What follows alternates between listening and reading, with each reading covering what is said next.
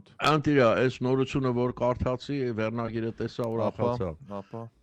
Աղջիկների վեճ Բրուսովի համալսարան ծեցկրտուքի բոլոր մասնակիցները ձերբակալվել։ Այո, այսօր Բրուսովի համալսարանում Այ որտես ես ամբողջ կյանքում չեմ սիրել որ կանայք նման բան տանել չեմ կարողանում ոչ մի իմաստով ձերբակալել բանետ աստիճան իրար վրա են հարձակվել ուղղակի Վալերի Բրուսովի անվան պետական համալսարանում վիճաբանություն է եղել ծեցկրտուքի մասնակիցները մի խումբ աղջիկներ են ըստ նույն տեղեկությունների վիճաբանությունը ծագել է միմյանց վիրավորելու հարցի շուրջ այ քեզ բան դու ես ինձ ասել աղջիկ ջան մի հատ ալիս տեղ մազերը բռնելը ես հաճախ եմ ասում Բրուսովի կողմերով Բրուսովի դիմացը ֆանտաստիկ հրուշակեղենի խանութ կա այս մեղավորին ոդկը հաճախ եմ ընտեղ դնում Եվ դիմացը տեսնում եմ, թե ինչ տպեր կան, վայ, դուր ասում ում տուն անգել են, քանդել են այդ տունը, հիմա լրիվ այդ պատմությունն այն որ սենց Առաջ գիտեք չէ որտեղ էր այդ Բրուսովի ինստիտուտը հին Կոմիտասին արանքը Այո, սենց փոքր ճանապարհ կար որ մեր դպրոցի դիմացը Արամ Խաչատրյան փողոցի վրա էր, հենց մեր դպրոցն էր տանկինում Այդ փողոցի անունը գիտեք ինչ է դրել Չէ Շլուխենստրասե Շատ լավ Հիմա դա տեղափոխել են կենտրոն Հիմա դա կենտրոն Իդեպ այդտեղ նաև տղամարդկանց եւ երիտասարդների պարմանների քաստինգ է տեղի ունենում այդ փողոցում ովքեր անցնում գալիս են Սարյան Թումանյան անկյունն է հիմա Բրուսովը տեղակայված այնտեղ տղեկը sense կանգնում են նայում են ինչ աղջիկ են դուրս գալի են որ հատանտրեն էլի բան sense քաստինգ է տեղի ունենում շատ զավեշտալի է այդ ամեն ինչը նայել կողքից բայց դա իրականությունն է Երևի 75%-ը այն ժամանակ կանայք էին այդ ինստիտուտի Ավել Դե ինքը շատ կանացի մասնագիտությունների համալսարան է լեզուներ, բաներ եւ այլն դա դեռ շարունակվում է իրոք այդտեղ 1000-ից 1 ուսանող տղա լինի թե Իսկ այստեղ էս հիմա որ Բրուսովն առաջ քիմիական տեխնիկում էր իրանց անեցին դրեցին նախորդ Բրուսովի այդ շենքը որ նախկինում Բրուսովն էր հիմա Սլավոնական համալսարանն է տեղափոխվել Սլավոնական այո ռուս-հայկական սլավոնական համալսարան Հայաստանի լավագույն բուհերից մեկն է շատ առաջադիմական ու Դե ռուսական ինստիտուտն է, ավարտողները ստանում են նաև ռուսական դիպլոմ, որը վավեր է, ոնց որ American University of Armenia կա, ավարտում ես քեզ տալիս են փաստաթուղթ, որը վավեր է նաև Միացյալ Նահանգներում, նույն ձևաչափով Սլավոնական համալսարանում։ Եթե ավարտում ես, ստանում ես փաստաթուղթ, որ վավեր է։ Դեպի այս վերջերս իմացա, որ նաև մեր բժշկական համալսարանի թղթերը Ռուսաստանում բավականին բարձր մակարդակով անցնում են եւ շատ բժիշկներ հատուկ պայմանագրով Ռուսաստանի այդ պայմանագիր են կնքում գնում են Վլադի Կավկազ չէ Վլադիվոստոկ եւ ըստ հրապարակած տեղեկությունների ընդհանրապես բժշկությունը ուղղակի հայերի ձեռն է այնտեղ Ինչքանով է ճիշտ, ինչքանով չի։ Աքսորի պես մի բան է, էլի Վլադիվոստոկ ապրել կլինի դեռ այմար։ Բայց քաղաքը օրինակ ես YouTube-ով այնօր հետաքրքիր էր, միացրեցին այս շատ մեծ հսկայական քաղաք է Վլադիկավկազ, բան Վլադիվոստոկը հենց։ Այդ կամուրջները, բաները, փաստորեն Վլադիվոստոկից Տոկիոն անհամեմատ ավելի մոտիկ է, քան Մոսկվան։ Արևելք է լրիվ էլի։ Լրիվ արևելք, հա։ Պրիմորսկի կրայ ասում է բայց մինչև 40-50 աստիճան բաներ են լինում ախր Ցելսիուսով ահա որ մի բան է դե հա բարդ է այդ ամեն ինչը ես ամենաշատ իրական կյանքում -20 աստիճանում եմ եղել շնչել հնարավոր չի շատ բան է քանի որ ես Սիբիրում եմ ծնվել մեծացել Նովոսիբիրսկում մանկությանս ամենավառ հուշերը որ աչքը թարթում էիր, կոպերը սարում կապնում էր իրար, աչքը չէիր կարողանում բացել։ Ես մի օր մանկությանս նկարները ալբոմից գտնեմ, ցույց կտամ, ուղղակի դու չես երևում։ Նկար է, բայց դու չկաս, որովհետև աչքերդ կապած է, բերանդ կապած է, մի հատ սենց է շարֆով կապած, մի հատ խայտարակ վիճակ, բայց էդ էր Նովոսիբիրսկ սեպտեմբերին ձյուն էր դրած, էլ չգիտեմ ոնց ինչու եւ ինչպես, բայց դա մեր ոնց այդ բան հարազատներ ունենք, որ խոսում եմ լրիվ կլիման փոխվել է։ Հիմա ասենք դեկտեմբերի արդեն ավելի տաք է, անհամեմատ ձյուն չկա։ Ձյուն չկա։ Դեկտեմբերի 3-ին ասում հա դե սառնա բարձր Երևանի չես համեմատի, բայց այն ձյուն ձմեռը որ ձյունը նես ձյուն էր գալի, մեր տունը փակում էր։ Բուլդոզերով քանդում էին, որ չխեղդվեին։ Այդենց պատուանով բանով ծածկում էր եղանակի մասը։ Умом Россию не понять. Россию можно только верить. Աշինում общим не измерить. Ага. Если меньше... Че, сенса, ուրեմն, սկզբից сенса, Россию умом не понять. Умом Россию не понять. Аршином его не измеришь, в Россию только можно верить. Մի ատենդ է տողկա, если меньше... Բա, в Россию можно только верить. Ախր շատ պաթետիկ է, էլի, բայց իրոք իրականության բան կամ մեջ է, էլի։ Այն որ ասում է умом Россию не понять, այսինքն մտքով Ռուսաստանը չես կարող հասկանալ։ Դա հիմա մենք տեսնում ենք դրա բանը, էլ իսկապես այդ պահը կա։ Տրամաբանությունից դուրս է ամեն ինչը։ Այսինքն ինչ որ մի տեսակ բանը օրինաչափություն չկա, էլի։ Ասենց ասեմ, ընդհանուր տրամաբանությանը չի ենթարկվում, էլի, ինքը իր բանը ունի, հա, ներքին տրամաբանություն ունի։ Եվ իսկապես էլի միջև բաց պետք է ապրես դրա համար, որ սկսես հասկանալ այդ պահը։ Բայց ինչն է հետաքրքիր, որ այդ ժողովուրդը ինքը այդ գաղափարի կրողն է, անկախ ամեն ինչից։ Ինքը իրան դուր է գալիս այդ որ իրաց չեն հասկանում, որ իրանք լոգիկայից դուրս են, այսինքն սերմանված է, էլի այդ գաղափարախոսությունը իրանց մեջ։ Եվ գիտեք ինչ, մանավանդ երիտասարդներին էլի ես երբեք չեմ ուզենա, որ իրանք Ռուսաստանը Պուտինով պատկերացնեն, որտեվ շատ տարբեր ավելի Ռուսաստանը, այս Պուտինյան Ռուսաստանը լրիվ ուրիշ բան է։ Այդ մարդիկ իսկապես մեծ հաշվով էլի, որ բարի կենթանի սիրող, բան սիրող, տենց հա ժողովուրդ են էլի։ Ես ինչքան շփվել եմ։ Խորքերը որ գնաց Ռուսաստանի խորքերը գնաց։ Այդ եմ ասում, այդ քաղաքներից որ գնում ես։ Այդ գյուղերով որ անցնեք, ամեն պատուհանին մի հատ կատու նստած է։ Բոլորը ունեն կենթանի։ Դրսը շուն ունեն։ Սա ինչի եմ ասում ես, այդ իրանց այդ բարությունը էլի մեմ բանը ցույց տալու համար, այո, շատ տարբեր ժողովուրդ են։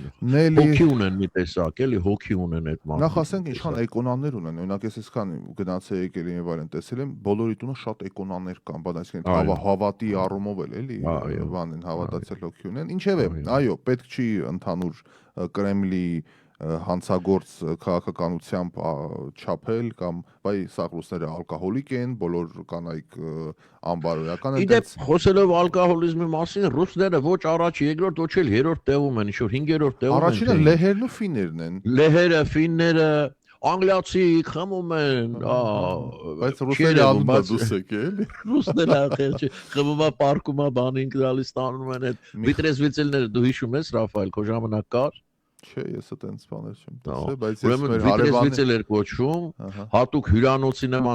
նման ոստիկանները բան էին սարքում, որտեղ հնարավոր չէր գիշերը կամ ցերեկ այդ ալկոհոլիկներին, որ ընկած են տարածիորեն գետնին, հավաքում բերում էին այնտեղ, շլանգով լողացնում էին, քնելու տեղ էին տալիս, որ առավոտ ճանապարհում են, բայց բիլը փողը վերցնում են այդ ամենի համար, էլի։ Մեր կողքի հարևանը այն ասում դա պատերի պուլսը խմում էր ահավոր ձևի, անաստված ձևի եւ ծառի տերևով զակուսկի էր անում։ Ես դա եմ հիշում։ Ծառից բոկում էր տերևը, չեմ հիշում ինչ ծառ, մի ծառ էր էլի, դեկորատիվ բնույթի։ Հա, բոկում էր, ուտում էր այդ տերևը։ Մեկ էլ բանը, ես ընկեր ունեի, որ այնտեղ ապրում էր էլի, իրենք այդ աշնանը սունկ էին հավաքում եւ ամբողջ տարին այդ հավաքած սունկով ուրեմն համ չորացնում էին սունկը, որ հետո սուպ էին սարքում բան դրանով, թթու էին դնում,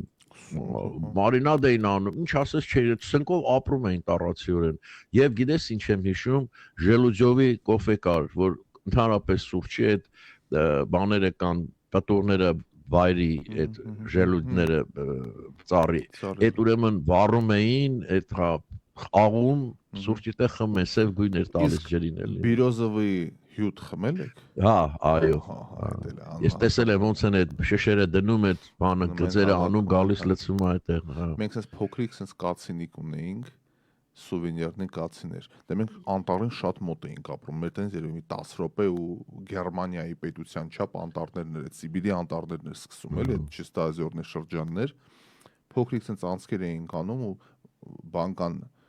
տարանդնում էինք տակը, հա, մինչև զբոսնում էինք, այս կողմ խորոված, մորոված, այս կողմ են կողմ հավաքվում էր անմահական բաներ, բայց շատ շուտ թթվում էր, հիշում եմ, պետք է չէր կարա երկար պահեր, կոնսերվացներ եւ այլն։ Էդ էլ հուշերը եւ Մուրաբաները ռուսական այդ Զեմլյանիկայից բանից սարքած այդ սրտին Զեմլյանիկան առավոտից երկուն թեն խմում այդ մարտիկ այդ սամավարը միշտ տեղանին դրա Եղևնի բաներով այն այո հա այդ ինչ ճյուղերով հենց ճյուղերով հա գնում են հա շատ հետաքրքիր է այդ ամեն ինչը Ընդհանրապես բնության, որը խոսեցիք բնության նկատմամբ սերը, կուլտուրայում իրանց արտահայտվում է։ Տեսեք այդ բաղնիքները, այդ ավելներով, ճյուղերից, տարբեր, հիմնականում բիրոզայից եւ այսինքն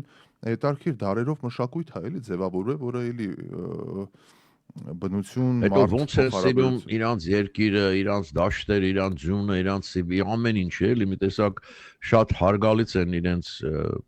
հայրենիքի նկատմամբ Նա հետարքիր է ինչ կլիներ այդ երկրի եւ այդ ժողովրդի հետ եթե մի փոքր մի օր չտեսան այդ հաստա էլի այդ ժողովուրդը այդպես էլ դեմոկրատիա հասկացողությունը չհասավ Ռուսաստան ոչ մի իմաստով Գիտես մենք հաճախ ենք այդ փաստը արձանագրում որ իրոք չի եղել ժողովրդավարություն բայց կարա չլինի ժողովրդավարություն բայց չլինի նաեւ աշխարհակալություն Որովհետև կան երկրներ, որտեղ ժողովրդավարություն չի, օրինակ նույն Արաբական Միացյալ Էմիրությունները, Դուբայը, որտեղ միապետությունն կա, ընտանիքը, շեյխերը եւ այլն, բայց այդ երկրները իրանց հարևանների,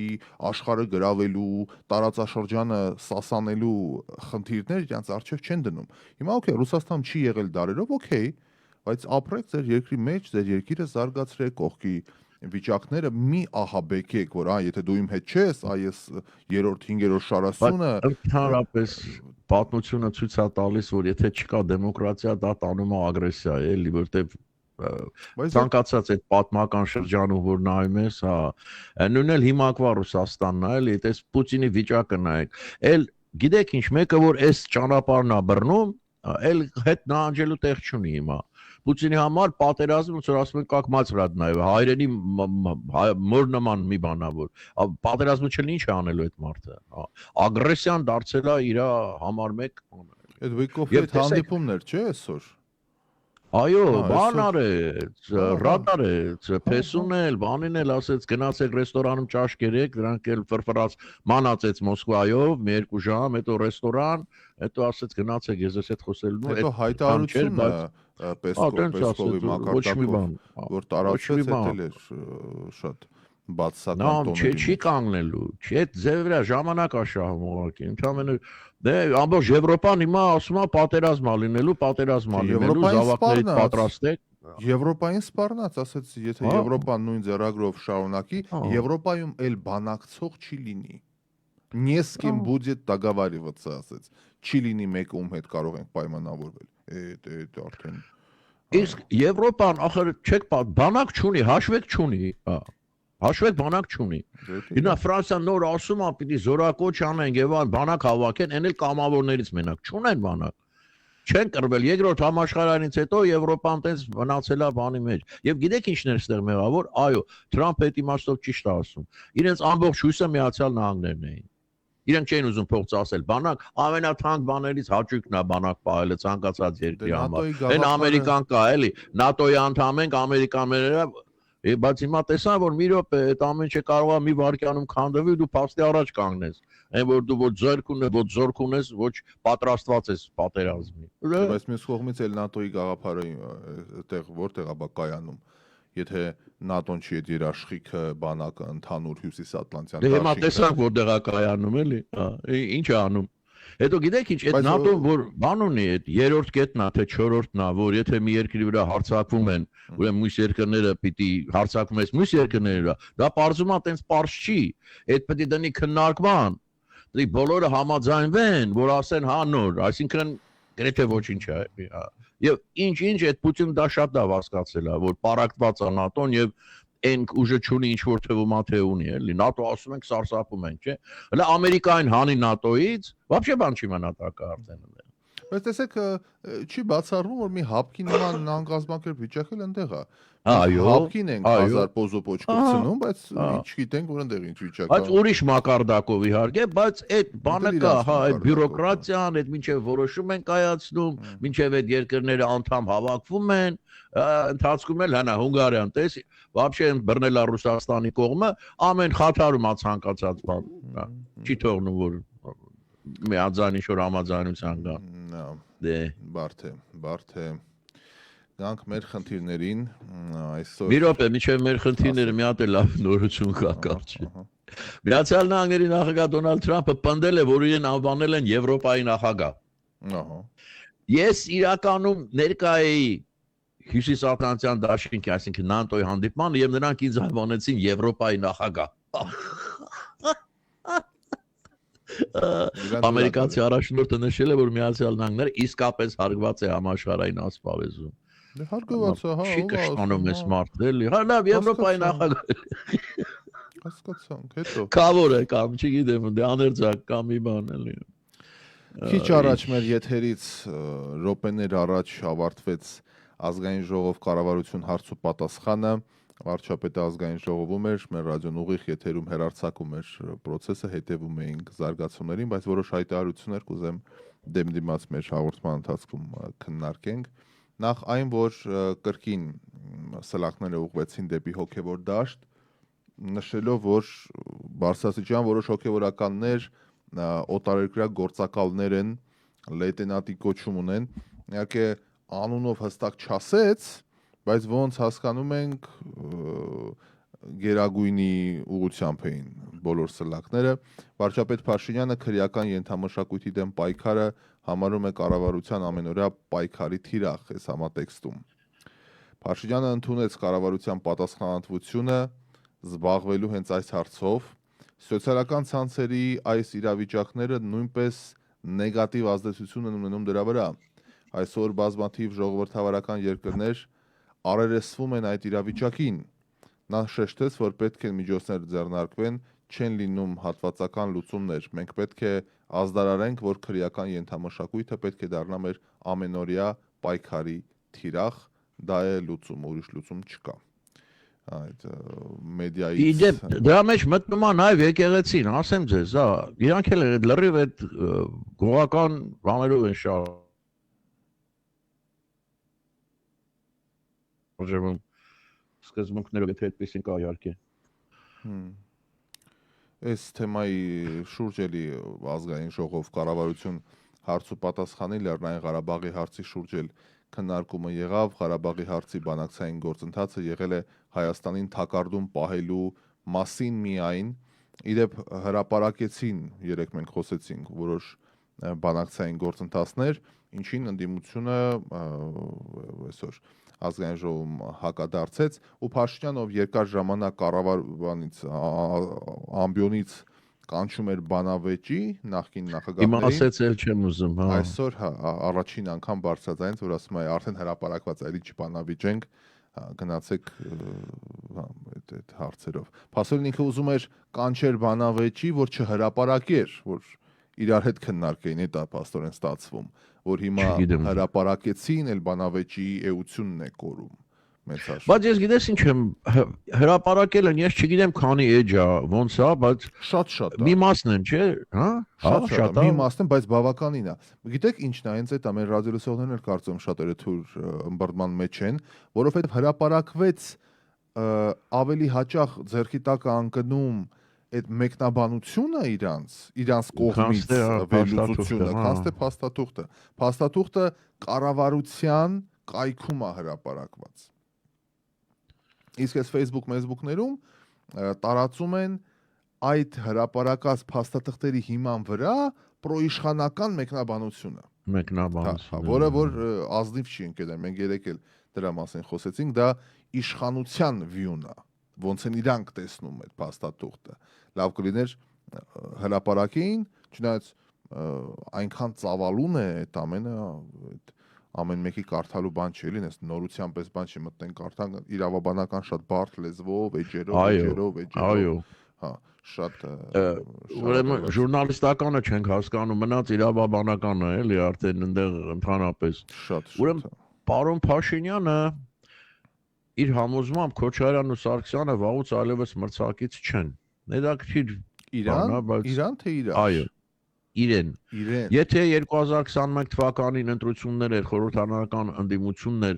որը եկել էր քաղաքական իշխանություն անելու օրակարգով եւ ինչ որ առումով դեռ կարելի էր քաղաքական մրցակից համարել։ Իմ կարծիքով մրցակից չեն այլևս, շատ վաղուց մրցակից չեն։ Նախկին նախագահը Ռոբերտ Քոչարյանի ու Սերժ Սարգսյանի մասին համոզմունք հայտնեց վարչապետը։ Ճիշտ չհամարելով տրվել սադրանքին եւ անդադար հոգեդարձությամբ զբաղվել եւ ժամերով խոսել Սերժ Սարգսյանի եւ Ռոբերտ Քոչարյանի մասին, Փաշինյանը նշեց, թե իշխանությունը բազմաթիվ ռազմավարական ալիքներ ունի, ասելիքներ ունի, բայց այդ մասին չեն խոսում այն պատճառով, որ ստիպված են ապացուցել ակնհայտը։ Դե վերջապես հասկացա, որ հերիք համար դա է, էլի թողեք, անցեք ավելի առաջ, ավելի կարևոր գործեր կան անելու։ Քիչ առաջ ինչ տարածեցին հայտնի գործարար, ըստ որոշ տեղեկությունների Հայաստանի ամենահարուստ մարկանցից մեկը եւ քաղաքացիական պայմանագիր կուսակցությունից падգամավոր խմբակցության падգամավոր Խաչատուր Սուքյասյանը լրագրողների հետ զրույցում անդրադարձավ այն հարցին, որ նա չի առաջադրվելու խորհրդարանական առաջիկա ընտրություններում։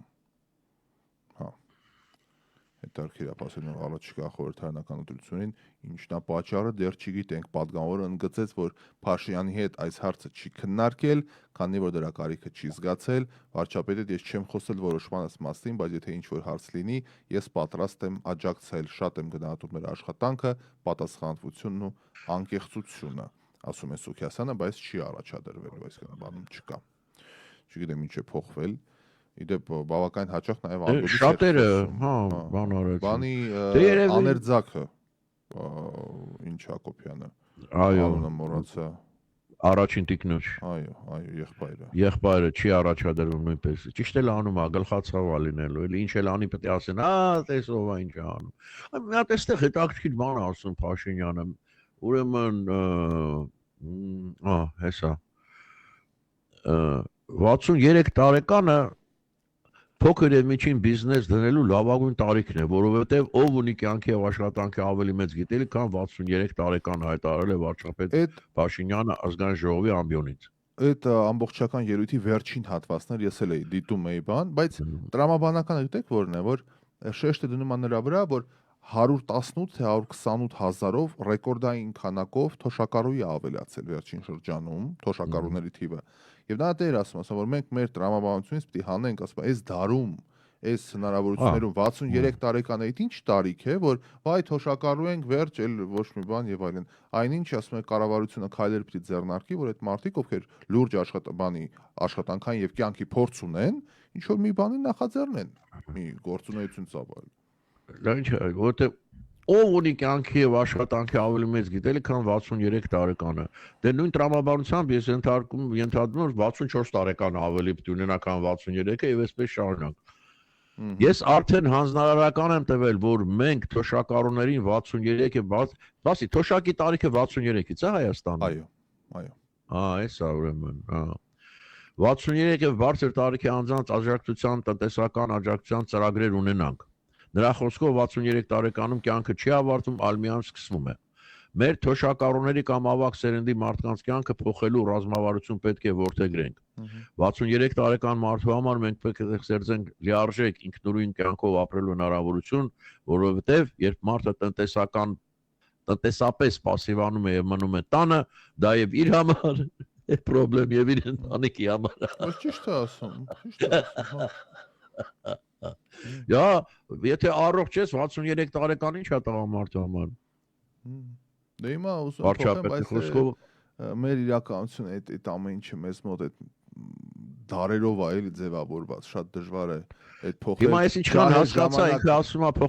փոխանակ նստի տունը թոշակը ստանա, ավելի լավ աշխատի, համ հարկ կտա, համ բան կլինի։ Մենք լավ գիտենք, որ այդ մարդիկ երիտասարդ ժամանակ չեն աշխատել, պիտի թոշակը սպասում են, ասեն, վայ, երբ ենք մեծանալու թոշակի անցնենք, այդ պիտի հոգեվիճակը փոխվի։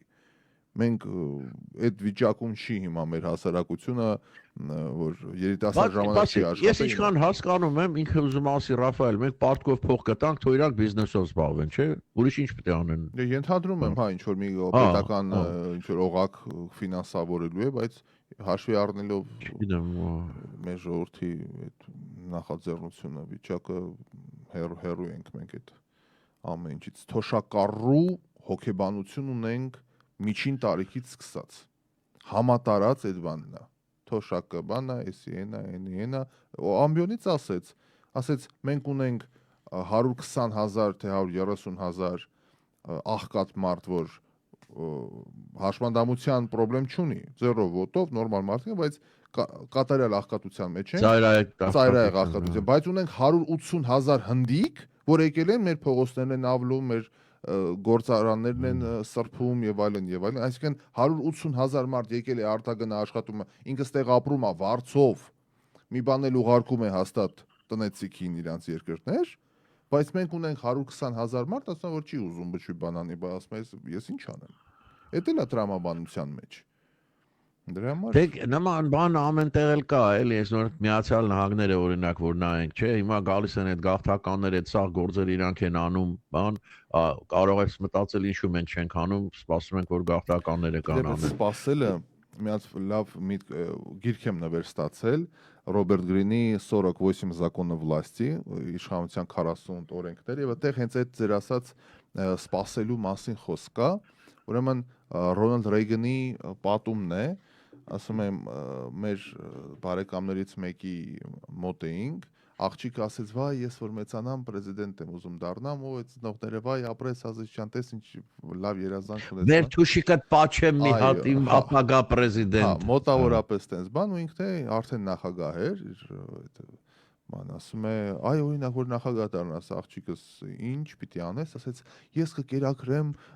անօթևաններին աղքատներին յո բոլորը գժվեցին տեսել է երիտասարդ աղջնակ ինչ վառ երազանք ունի բան մի խոսքով բան բոլորը ուրախացան իսկ այդ ժամանակ նախագահ Ռեյգանը ասում է բայց ինչու սпасել դրա համար որ դառնաս նախագահ կերակրելու համար դու կարող ես հիմա բանանել, վերկենալ բան, ինքը ասում է, ես չեմ աշխատում, ոնց կերակրեմ, ինքն էլ ասում է, արի մեր տուն, աշխատանքից հետո կօգնես աշխատողներին տան ափսեները լվանալ, փոշիները սրբել, բան կստան աշխատավարձը կտաս վաստակածը խեղճուկրակներին, ինչից հետո այդ աղջիկը զարմանում ասում է, պարոն նախագահ, իսկ եթե ես պետք է այդ ամեն ինչ անեմ, ինչու այդ անօթևանները չեն անի նույն բանը ուտելիք վաստակելու համար։ Ու նախագահը ասում է, բարի գալուստ իրականություն, աղջիկ ջան, այ էս է մեր երկրի, որը այստեղ կարդացի շատ ավելի մանրամասն է ձևակերպված, բայց շատ ճիշտ տեսությունն է։ Ինչի սпасել այդ հյուսիսային պողոտայում կան ձրիակերներ ոտով ձերքով բան գալիս է աղբեր ջան կօգնես չէ աշխատեք ժողովուրդ ջան աշխատեք ձեր չափով դուք աշխատեք ուրիշ բան խնդիր ունի մեկը ի վիճակի չի մյուսը դա ուրիշ հարց է լրիվ ոտով ձեռով կօգնեք վերջ չկա տես բան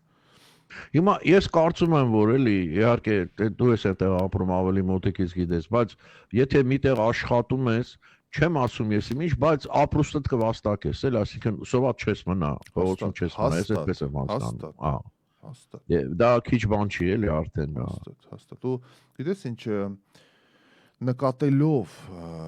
մենք որ դրական է տրանսֆորմացիան տեղի է, էլի ունենում, մենք տեսնում ենք սրճարաններ, որը ողողված է մեր քաղաքը, որտեղ ինչքան երիտասարդներ են աշխատում, մատուցող, բան ու այդ մուդը փոխվել է, էլի, որ աշխատանքը դարձել է պատվաբեր ու կապ չունի դա ինչ աշխատանք է։ Իսկ առաջ մատուցողը դա այսպես արաով են որ մատուցող էր, բայց հիմա հասկացան, որ դա ամեն աշխատանք պատվաբեր է, մարդիկ աշխատում են ուսման բարձ են տալիս բան ու շատ հարգարժան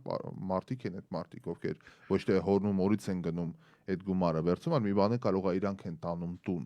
Դրա համար շատ ուրախ եմ, որ այդ մտածելակերպը փոխվեց ու առողջացավ գոնե այդ տեսանկյունից։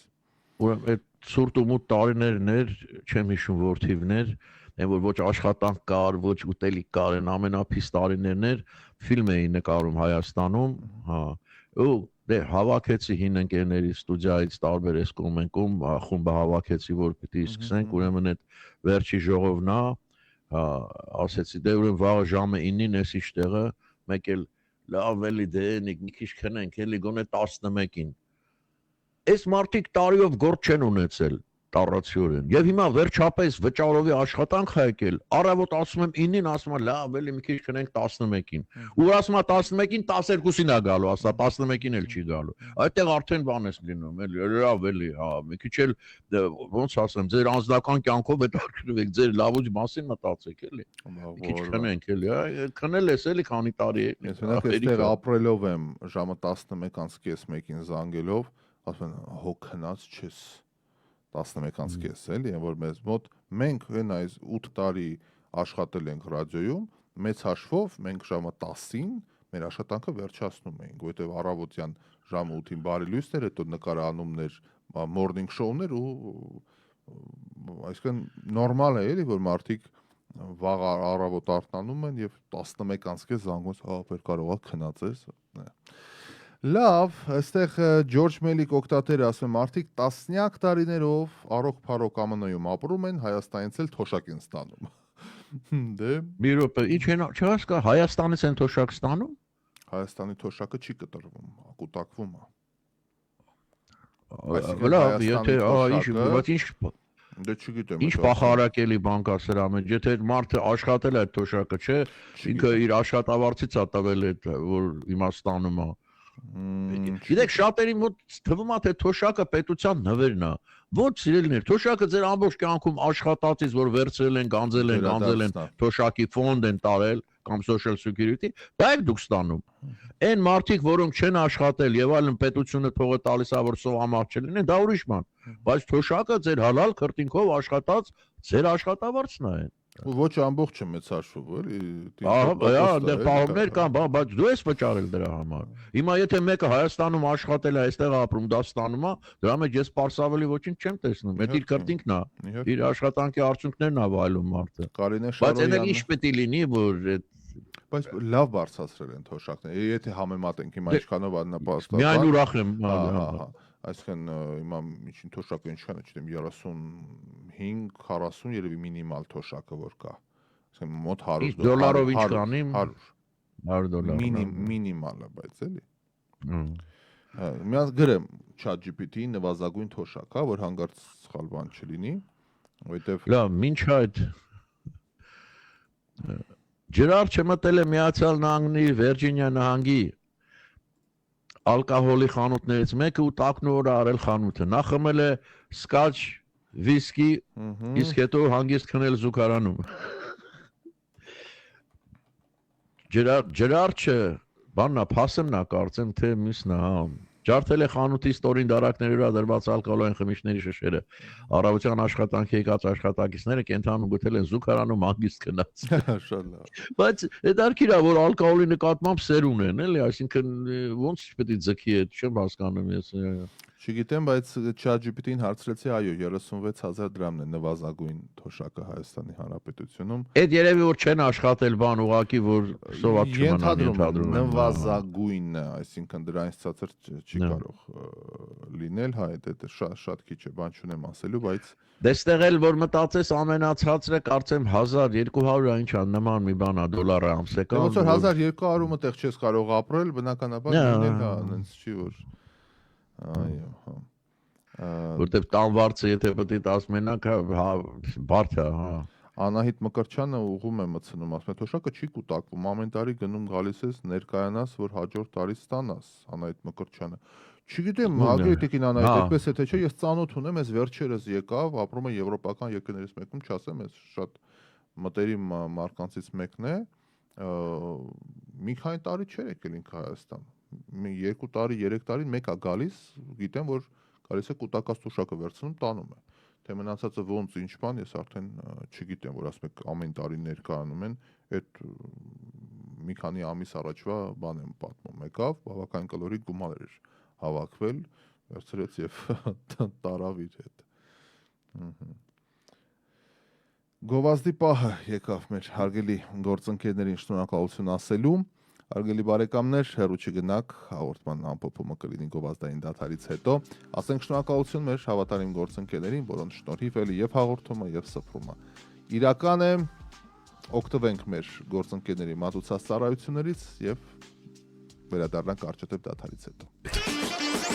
Los Angeles-ի հայկական ամենալսելի թոք շոու R-Music հայերի ամենասիրելի ռադիոկայան Դեմ դիմաց Ռաֆայելի եւ Դերենիկի հետ Եվ մենք եկանք, հարգելի բարեկամներ, ողջույն եւս մեկ անգամ դեմ դիմաց շարունակում ենք մեր զրույցը հաղորդման վերջին հատվածն է 7 րոպե ունենք եւ տեսնենք թե ինչ ենք Նոր մեղադրանք ունենք Գագիկ Ծառուկյանի նկատմամբ Գլխավոր դատախազությունը պնդում է, որ մեծահարուստ գործարար Գագիկ Ծառուկյանը չի կատարել դատարանի որոշում եւ խախտել է քրեական օրենսգիրքը։ Այս է պատճառը, որ իրավապահները մեղադրանք են առաջարկել գործարարին դատական ակտը չկատարել հոդվածով եւ ստրագրություն վերցել նրանից չբացակայելու մասին։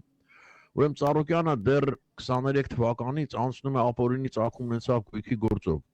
Գլխավոր դատախազությունը կասկածներ ունի, որ մեծահարուստ գործարարը իր ունեցվածքը ձեռք է բերել ապօրինի ճանապարհով։ Դատարանը արգելանք էր դրել նրա ունեցվածքի վրա, ինչը նշանակում էր, որ Ծառուկյանը չէր կարող այն վաճառել։ Բայց ինչպես դատախազությունը պնդում, Բուլղարիայում գրանցված Գորնաբանյա շշալցման ընկերությունը 98%-ի բաժնետոմսերը, որ պատկանում է գործարարին ու նրա կնոջը, Ծառուկյանները վաճառել են ավելի քան 23 միլիոն եվրոյով։ Մոտ 25 միլիոն դոլար է անում։ Այսինքն, ըստ դատախազության, իմանալով, որ Սոֆիայում գտնվող գուխ եւս արգելանքի տակ է, նրանք խախտել են դատարանի որոշումը։ Ծառուկյանի սպառնում է 1 տարվա ազատազրկում, եթե դատարանում իհարկե ապացուցեն մի հատ էլ գործ կա իր վրա 23 թվականից մեղադրվում է 17 թվականի խորհրդարանական ընտրությունների ժամանակ իր կուսակցության օգտին 90 միլիոն դրամ ընտրակաշառք տալու համար Պարոն Ծառուկյանը մեղքը չի ընդունում Պարոն Ծառուկյանը զբաղված է արձան դնելով այ մարդ ինչ է կանանում անանք ստացնում ես բարձր աշխարհի ամենամեծ Հիսուսի արձանն է սարքում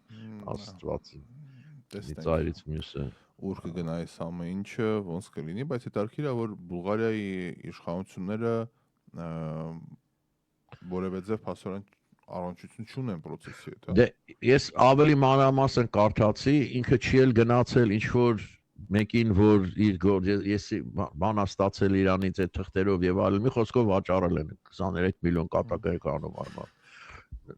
Ինչ փող է։ Դիմա տեսեք ինչ փողեր են, բայց Հայաստանի մասշտաբով նայեք, այս ինչ փողեր են, եթե մեկը այնտեղ $100 ամսական ստանում, որ կարողանա ապրել թոշակառու մարդը, ու կողքից մեկը միլիոնների հետ է խաղում, Հայաստանը ամենաբևեռացված երկրներից մեկն է, որտեղ աղքատների եւ հարուստների տարբերությունը եւ անօրենի ճանապարհով ասում են այդ բաները, որ պետք է որտեղ ախր ոչ ապօրինի, չէ, եթե ոչ ապօրինի ճանապարհով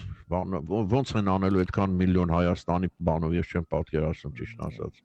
Ոչ ոք նորմալ մտածելակերպ ունեցող մարդը չի կարող պատկերացնել, բայց քանի որ խոսեցինք 25 միլիոններից Fabergé ձվերի մասին, չգիտեմ, գիտեք թե չէ, ուրեմն ձմեռային ձու կոչվող Fabergé տեսակի հավքի թե ասենք թե ձու են ասում։ Այո, ձու, ես ինչ իմանամ, ձվերը Նիկոլայ II-ի հավքիթները վաճառվել են 25 միլիոն դոլարով, սա ռեկորդային գին է այս տեսակի զարդերի համար հայտարարած է աճուրդի աճուրդավարը Յուգևանը, որը փաստում է, որ Fabergé ձմեռային ձուն, որ պատկանել է Նիկոլայ II-ին, վաճառվել է 25 միլիոն դոլարով։ Հիմա դուք ասում եք գործարար։ Միձուն, զույգը չէ։ Չէ, մի հատը 25 բան։ Գնեք երկուսը ստացեք 10% զեղչ։ Դե ինքը թակավորի անձնական ոսկերիչն էր այս մարդը։ Fabergé-ն հենց ինքը։ Fabergé-ն, այո։ Դե Նիկոլայների։ Բայց հետաքրքիր է, չէ, ես ուրիշ ոչ միտեղ բացի իրեն չեմ տեսել, որ ձվի վրա իրանց համար են արել այդ եղել է Պասխայի համար, հա։ Այդպես է սկսվել։ Fabergé։ Ամբողջ շաբաթ Երևանում փոշու պարունակությունը գերազանցել է սահմանային թույլատրելի կոնցենտրատը, չի նվազում այս փոշու վիճակը, էլի որևէ ձև չի նվազում, իհարկե որոշ Ախր ոնց պիտի նվազի Ռաֆայել, շփում, որոշին հրապարակների կողքը տեսնում եմ ցնցուղով, սենց օթային, ոնց է կոչում, ջրային ցնցուղներ են ասում, ինչ ասում այդ նստացնում են էլի իբր փոշին, որ այդ մանր փոշին չլինի։ Չէ, ես դրա մասին կարդացի, առաջ ես էլ չէի հավատում դրան, այս թվում էր ուղղակի տենց պապենական խոսքեր են, բայց անձև օրինակ որ գալիս է, այդ օդը մաքրվում է, որտեղ այդ աղտոտությունները օդի ջրի հետ միանալով իջնում են գետին։ Հենց դրա համար էլ ասում են, որ անձրևի տակ կանգնել չի կարելի, որտեղ այդ ամբողջ թվում է թե երկնքից մաքուր է գալիս, բայց չէ, էլի մաքուր չի, որտեղ օդը աղտոտված է, այդ աղտոտությունը կպնում է ջրին ու իջնում է ներքև։ Ամենա կեղտոտ հատվածներից մեկը եղել է Ավանը, ես ճիշտ ասած չգիտեի ինչու է Ավան թաղամասը։ Փոսի մեջ է, չէ, երևի ինչու է։ Հենց դա բարձր շրջանում է, բայց ինչն է պատճառը։ Ես էլ էի տենց կարծում, դե բարձր տեղա պիտի կանաչասիրուն է, այնտեղ ավելի մաքուր պետք է լինի օդը։ Պարզվում է այդ հանքերը, որ կան Սևանի ճանապարհին, մեծ հանքեր են։ Այդ փոշին էլ այս կողմից է բերում, հենց Երևանի փոշին։ Մի հատ էլ այդ կողմից ամենամոտն է եւ օդի վիճակը շատ վատ է։ ԾԾՄԲ երկօքսիդի պարունակությունը սահմանային թույլատրելի կոնցենտրացիան գերազանցել է նոր նորքում դեկտեմբերի 1-ին, Շենգավիթում նոյեմբերի 26-ին, դեկտեմբերի 2-ը Արաբկիրում, մի խոսքով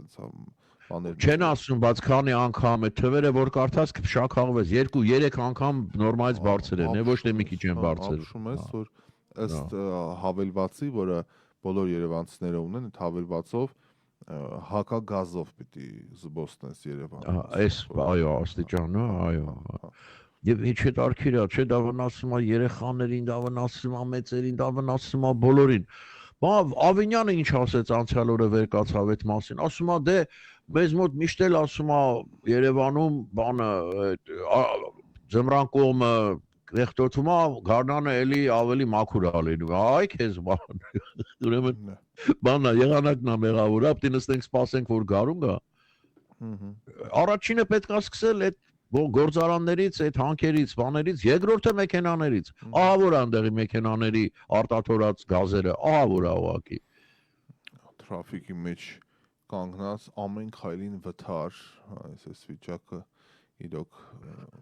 Հետարքիր է Ռաֆայել, դու որ ասեն գալիս այստեղ հետ ես գնում այդ օդի աղտոտվածությունը ֆիզիկապես զգում ես։ Ակնհայտ։ Մոխ ծխի ոնց որ են տերևները որ վառում են, այդ հենց հոտ է։ Ինչքան եմ հազում բաստեղ։ Այո։ Ամեն վարքյան։ Էլ չեմ ասում քթի խորոչներում, որ լավ մի խորացի են, հա։ Էդ է Երևանյան վիճակը։ Դե ինչ, բազմակետ դնենք շարունակելու այո։ Թե այս Մեգան Մարկլի էլի հոդվածներ են այստեղ հրապարակել մեր սիրելի Մեգան Մարկլը չի ցանկանում շփվել Հարի Զարմիկների հետ կրկին սկանդալի մեջ են, որ այն մի քանի օր առաջ ասացինք, որ Անմարդ հազիվ էին բարիշել, էլի ինչ եղավ տեսնես։ Սկանդալ էլի չեն ընդունում, էլի կռիվ, ինչ որ պատմություն, մի խոսքով Մեգան Մարկլը տարաձայնություններ ունի Ջեֆրի Էփշտայնի հետ կապված իրավիճակը չափազանց նուրբ է, հատկապես Միացյալ Նահանգներում թագավորական փորձագետ Դունկան Լարկոբանը հայտարարել է, որ Մեգան Մարկլը կցանկանար հեռու մնալ արքայադստերից, Բեատրիսից եւ Եվգենիայից, քանի որ նրանց հայրը կապ ունի ֆինանսիստի հետ։ Քեզ բան։ Սրանց պատումները, դարդերը։ Ես քեզ ասեմ, մեր տատիկը Եղիսաբեթը, այդ սրա ձեռից մեռավ գնաց, կերավ կյանքը։ Կերավ։ Լարեց երկրից։ Հարսնա, չէ, աստորեն, հա։ Դե թորան կնիկը էլի, հա, հարին։ Հարսն։ Այսքանը շատ։ Նայում ես մեծ եղբորը գոնե մի քիչ օրինակ վերցն, էլի, մեծ եղբայրը կարքին տիպ է։ Այս մեկը չստացվեց ոչ։ Ես հարի շատ բարադի ստացվեց։ Ընկավ այդ կնգախելքին, հելավ գնացին, ուրիշ բան էս կողմ, այն կողմ։ Թակավորական կյանքը թողած այն մարդ։ Իրոք էլի թվում է ինչ տպակա չի ապրի։ Բայց դե չգիտենք ինչ է կատարվում Լավ Բուքենգեմյան սիրելիներ։ պալատի պատերից ներս։ Այ։ Բոլոր դավերը այնտեղ են։ Դե ինչ, ձեզ ասեմ առայժմ, ինչ վաղը։ Ստեսություն, Լավ, ինչ վաղ շնորհակալ։ սիրելիներ, լավ եղեք։